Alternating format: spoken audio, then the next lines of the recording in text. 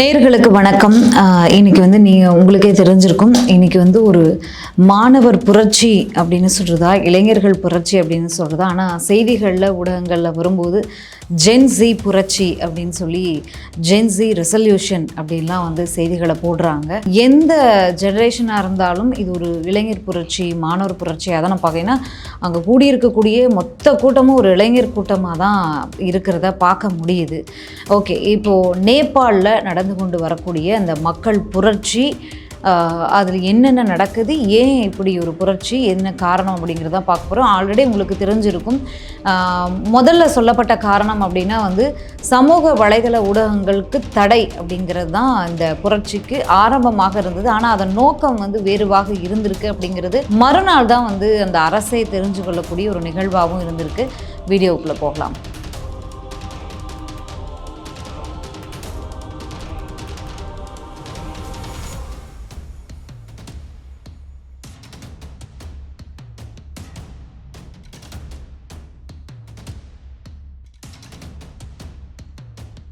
நேபாளில் நேற்று காலை முதலே புரட்சி இளைஞர்கள், மாணவர்கள், ஜென்ஸி புரட்சி, ஜென்ஸி ரெசல்யூஷன் அப்படின்னு சொல்கிறாங்க. முழுக்க முழுக்க இளைஞர் பட்டாளத்தாலேயே ஒரு மக்கள் புரட்சி நடந்தால் எப்படி இருக்கும் அப்படிங்கிறத பார்க்க முடியுது கண்கூடா.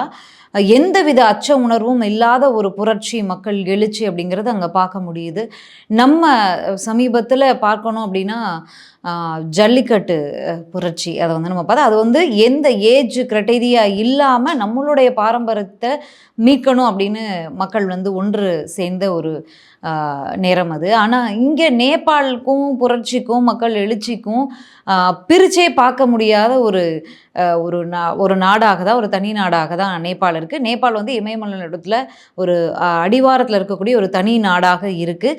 3 புறங்கள்லையும் இந்தியாவை ஒட்டியே ஒரு 3 புறங்களும் வடக்கில் மட்டும் சீன பகுதியைச் சேர்ந்த ஒரு அந்த ஒட்டிய பகுதியைச் சேர்ந்த ஒரு நாடாக இருக்கு. ஆனால் இது எதுக்காக சொல்கிறேன் அப்படின்னா, இந்தியாவின் அண்டை நாடு நேபாள், அங்கே நடக்கக்கூடிய ஒரு புரட்சி. சமீபத்தில் தான் வங்கதேசத்துலேயும் இதே போல் கடந்த ஆண்டு ஒரு மக்கள் புரட்சி ஊழலுக்கு எதிராக நடந்தது. ஷேக் ஹசீனா அவங்க நாடு தப்பி ஓடக்கூடிய அளவிற்கு ஆட்சி மாற்றத்தை நோக்கிய ஒரு புரட்சியாக அது இருந்தது. வங்கதேசம் மட்டும் இல்லை, இலங்கையிலையும் ஆட்சியாளர்கள், மக்கள் விரோத ஆட்சியாளர்களுக்கு எதிராக மக்கள் எழுச்சி, குறிப்பாக நாடாளுமன்றத்தை, சட்டமன்றத்தை, அதாவது அந்த புரட்சியில் ஈடுபடக்கூடியவங்களுக்கு ஒரு ஆட்சி மாற்றம் வேணும், தலைமை மாற்றம் வேணும். அப்போ தான் பொருளாதார அந்த வீழ்ச்சியோ, வேலையில்லா திண்டாட்டம், ஊழல், இது எல்லாத்துக்குமே முற்றுப்புள்ளி வேணும்னா ஆட்சி மாற்றம் வேணும். ஆட்சி மாற்றம் வேண்டும்னா நம்ம எதை நோக்கி போகணும், படையெடுக்கணும் அப்படிங்கிறது மக்கள் நல்லாவே புரிஞ்சு வச்சுருக்காங்க. அப்படிங்கிறத இந்த மாதிரியான புரட்சிகளில் நம்ம பார்க்க முடியுது. இலங்கையில் ஆட்சி மாற்றத்தையே நடத்தி காட்டுனாங்க மக்கள் புரட்சி அப்படிங்கிறது.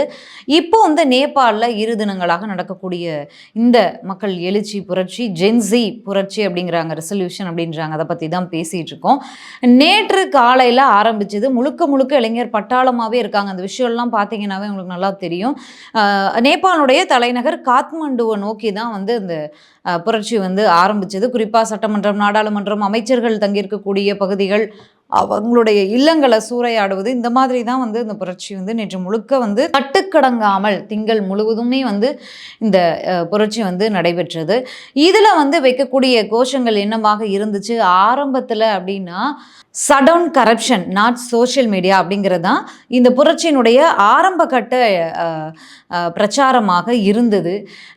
இதற்கு அங்கே இருந்தக்கூடிய இராணுவமும் சரி, காவல்துறையும் சரி, எவ்வளவோ முயற்சிகளை மக்களை திரும்ப வீட்டுக்கு அனுப்பணும், இதை அடக்கணும்னு முயற்சி எடுத்தாங்க. தண்ணீரை பீச்சி அடிப்பது, குண்டுகளை வீசுவது, கடைசியில் தடியடியில் இறங்கி அவங்கள தாக்குவது அப்படிங்கிற மாதிரி அவங்களால முடிஞ்ச எல்லாத்தையுமே பயன்படுத்தியும் இராணுவத்தால் முடியாத ஒரு நிலையில தான் இராணுவ தளபதி அதிபர்கிட்ட முறையிடுறாரு.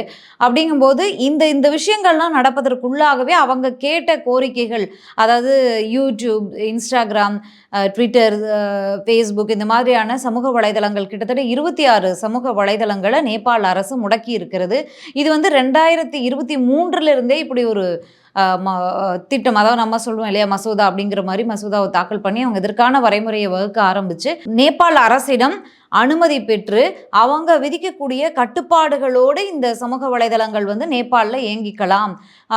இந்த கட்டுப்பாடுகளை விதிப்பதற்கு ஒரு 7 நாட்கள், அதாவது அந்த அனுமதி பெறுவதற்கு ஒரு 7 நாட்கள் காலக்கெடுவையும் நேபாள அரசு விதிச்சிருந்தது. ஆனால் இந்த சமூக வலைதளங்கள் வந்து அதை ஃபாலோ பண்ணாத பட்சத்தில் கட்டுப்பாடுகளை மீறியதா கருதி நேபாள அரசு வந்து இந்த 26 சமூக வலைதளங்களை வந்து தடை விதிக்கிறாங்க. ரெடிட், அப்புறம் வந்து இந்த டிக்டாக், நம்ம இந்தியாவில் தடை செய்யப்பட்டிருக்குல டிக்டாக், இதெல்லாம் அங்கே நடைமுறையில் தான் நடைமுறையில் இருக்கக்கூடிய இந்த சமூக வலைதளங்கள்லாம் எங்கிட்ட தான் இருக்குது. அப்படி இருந்துமே வந்து மக்கள் புரட்சி வந்து கிளம்பி இருக்கிறது. நேபாள அரசு இதற்கு கொடுக்கக்கூடிய விளக்கமாக என்ன இருக்குது அப்படின்னா, இந்த மாதிரியான சமூக வலைதளங்களில் கட்டுப்பாடுகளின்றி என்ன வேணால் வந்து பகிரப்படுகிறது, என்ன செய்திகள் வேணால் பகிரப்படுகிறது, பேசப்படுகிறது, அரசிற்கு எதிராக பல்வேறு விஷயங்கள் வந்து இங்கே கிளப்பி விடப்படுகிறது. அதனால தான் இந்த கட்டுப்பாடுகளை வச்சுருக்கோம் அப்படின்னு நேபாள அரசு சொன்னால் கூட இதை ஏற்றுக்க யாருமே இங்கே தயாராக இல்லை.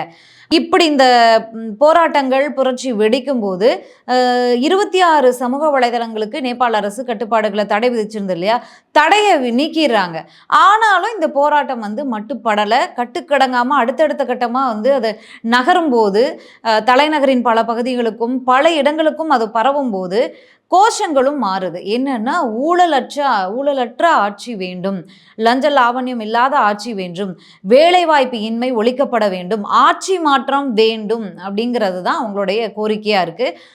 இப்போ ஆட்சி செய்து கொண்டிருக்கக்கூடிய அரசு கடந்த முறை ஆட்சி செய்த மன்னராட்சி தேவலாம் போல அப்படி தான் ஆட்சி செய்கிறாங்க அப்படிங்கிறது தான் அவங்களுடைய கோஷங்களாக இருந்திருக்கு.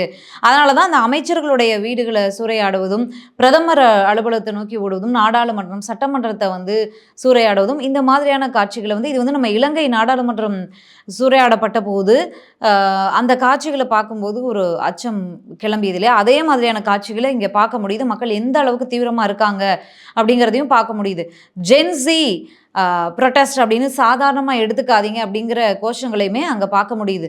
ஊழலற்ற ஆட்சி வேண்டும், வேலை வாய்ப்பு பெருக வேண்டும். ஏன்னா இந்த நேபாளில் வந்து இந்த அளவுக்கு ப்ரொட்டஸ்ட்டை பார்க்கும்போது நானும் போய் தேடி பார்க்குறேன், மக்கள் தொகை எவ்வளவா இருக்குன்னா வெறும் 2.5 கோடி தான் நேபாளுடைய மக்கள் தொகை. 2.5 கோடி தான் இருக்கும்போது இந்த அளவுக்கு மக்கள் எழுச்சியாக இருக்காங்களான்னா, கிட்டத்தட்ட 38% மேலானோர் வறுமை கோட்டுக்கு மிக கீழே இருக்காங்க, ஒருவேளை சாப்பாட்டுக்கே கஷ்டப்படக்கூடிய சூழலில் இருக்காங்க. அப்படிங்கும்போது அவங்களுடைய பொருளாதாரம் ரொம்ப வீழ்ச்சியில் இருக்குது. அதனால் வேலையில்லா திண்டாட்டம் பெருகி இருக்குது. பலர் வந்து வேலைவாய்ப்பு தேடி படிச்சுட்டு வெளிநாடுகளுக்கு போயிடுறாங்க. பலர் வந்து சின்ன சின்ன வேலைகளை செய்து பிழைச்சிக்கிறாங்க, இல்லை படிப்புக்காகவே வெளிநாடு போயிடுறாங்க. ஆனால் இப்போ சமூக வலைதளங்கள் மூலிமா சம்பாதிக்கலாம் அப்படிங்கிற ஒரு ஃபேஸ்புக்காக இருக்கட்டும், யூடியூபாக இருக்கட்டும், இன்ஸ்டாகிராமாக இருக்கட்டும், எல்லாமே வந்து அந்த இன்ஃப்ளூயன்சர் அப்படிங்கிற அடிப்படையில் அந்த தளங்களையே வந்து வேலைவாய்ப்புக்கான ஒரு தளமாக இளைஞர்கள் வந்து எடுத்துக்கொண்ட ஒரு காலத்தில் இருக்கோம் இல்லையா.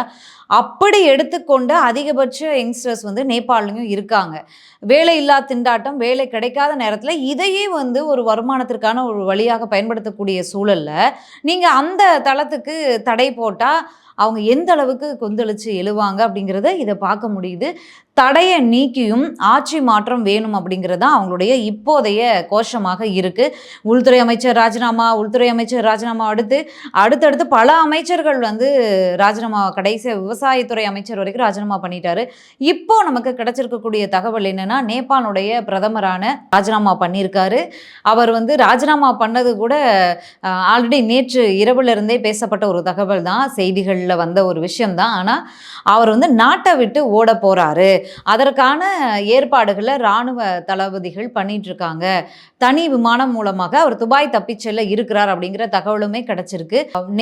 அவருடைய இல்லம், அலுவலகம், அவர் எங்கே இருக்காருன்னே தெரியாது. அவர் தங்கியிருக்கக்கூடிய, அவர் செல்லக்கூடிய எல்லா இடங்களையுமே வந்து இந்த மக்கள் வந்து சூறையாடி இருக்கும்போது அவர் எப்படி பாதுகாப்பாக போய் அந்த விமானம் மூலமாக தப்பி போக போகிறாரு அப்படிங்கிறது மிக பெரும் கேள்விக்குறியாக தான் இருக்குது. ஏன்னா வங்கதேச பிரதமர் ஷேக் ஹசீனா வந்து நம்ம வந்து அந்த ப்ரொட்டஸ்ட் கிளம்புனப்போ அவங்க தப்பி இந்தியாவுக்கு தான் வந்திருந்தாங்க.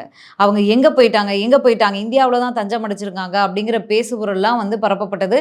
இந்தியாவுமே அந்த நேரத்தில் ரொம்ப மௌனமாக தான் அதை கடந்து போச்சு. இது வந்து சாதாரண விஷயமா பார்க்க முடியாது. இந்த அளவுக்கு ஒரு மக்கள் எழுச்சி நடைபெற்று கொண்டிருக்கும்போது, ஆக இந்த விஷயம் வந்து ஒரு ஆட்சி மாற்றத்துக்கு தான் கொண்டு போய் விட போகுது அப்படிங்கிறதையும் நம்ம இந்த செய்தி வழியாக பார்த்துக்கலாம். சரி, முன்னாடி நான் சொன்ன மாதிரி ஒரு சிறிய அளவிலான மக்கள் தொகையை கொண்ட ஒரு நாடாக இருந்தாலும் கிட்டத்தட்ட 1950களில் இருந்தே தொடர்ந்து புரட்சி, மக்கள் எழுச்சி, போராட்டங்களையே கண்ட ஒரு நாடாக தான் நேபாள் வந்து இருக்குது. ஏன் அப்படின்னா 240 ஆண்டு கால மன்னராட்சியிலேருந்து நேபாள் மீண்டதே வந்து 2008 தான். அது வரைக்குமே மன்னராட்சினே தான் மன்னராட்சியிலே தான் நேபாள் வந்து கடந்திருக்கு. 2005லேயே வந்து புரட்சி ஏற்பட்டு பல கட்சி இணைந்து ஆட்சி செய்யக்கூடிய ஜனநாயக ஆட்சி அமைப்பு வந்து நடைமுறைக்கு வந்து மீண்டும் வந்து அதை வந்து மன்னராட்சிக்கு வந்து கொண்டு போயிருக்காங்க. ஞானேந்திரா அப்படிங்கிறவர் வந்து மீண்டும் மன்னராட்சியை வந்து கைப்பற்றி அந்த ஆட்சியை கைப்பற்றி மன்னராட்சி நடத்திட்டு இருந்திருக்காரு. அதுக்கு பிறகு மக்கள் எழுச்சி கிளர்ச்சி எல்லாம் வந்து மீண்டும் வந்து ஜனநாயக ஆட்சி அப்படிங்கிறது வந்து வந்திருக்கு. நம்மளுடைய சர்மா ஒலி தலைமையிலான கம்யூனிஸ்ட் ஆட்சி வந்து நடைபெற்றுட்டு வந்தது. ஆனால் வந்து சொல்ல முடியாத அளவுக்கு கார்ப்பரேட் ஸ்டைலில் ஒரு கரப்டடான ஒரு ஆட்சி இதை ஒழிச்சே தீரணும் அப்படிங்கிற கோஷங்கள் வந்து வலுவாக அங்கே எழுந்துகிட்டு இருக்கு. கம்யூனிஸ்ட் ஆட்சி வந்து முறியடிக்கப்பட்டிருக்கு. ஆட்சி மாற்றத்தை நோக்கி நேபாள் வந்து விரைந்திருக்கிறது அப்படிங்கிறது தான் இந்த எழுச்சியின் மூலமாக பார்க்க முடியுது. ஜென்சி அப்படின்னு சொல்லி ஊடகங்களில் வந்தால் கூட ஜென்சியுடைய புரட்சி எப்படி இருக்கும் அப்படிங்கிறத 2 தினங்களில் ரொம்ப ஷார்ட் பீரியடில் ஒரு ஆட்சி மாற்றத்தை நோக்கி கொண்டு போகிறாங்க. உறுதியான ஆட்சி மாற்றம் நடப்பது பார்க்க போகிறோம் அப்படிங்கிறது இப்போது தெளிவாக தெரிஞ்சிருக்கு. பொறுத்திருந்து பார்க்கலாம் நேபாளிலேருந்து என்ன அப்டேட் கிடைக்குது அப்படிங்கிறது. இதெல்லாம் வந்து நேபாளோட நின்றுமா அப்படிங்கிறது ஒரு மிக பெரும் கேள்விக்குறி தான். நம்மளுடைய அண்டை நாடு நேபாளில் தான் இப்படி ஒரு சம்பவம் நடந்திருக்கு. எங்கே வேணால் என்ன வேணால் நடக்கலாம் அப்படிங்கிறதுனால தான் நம்ம இந்த வீடியோ இவ்வளோ விவரமாக டீட்டெயிலாக பேசியிருக்கோம். மீண்டும் ஒரு வீடியோவில் பேசலாம். நன்றி, வணக்கம்.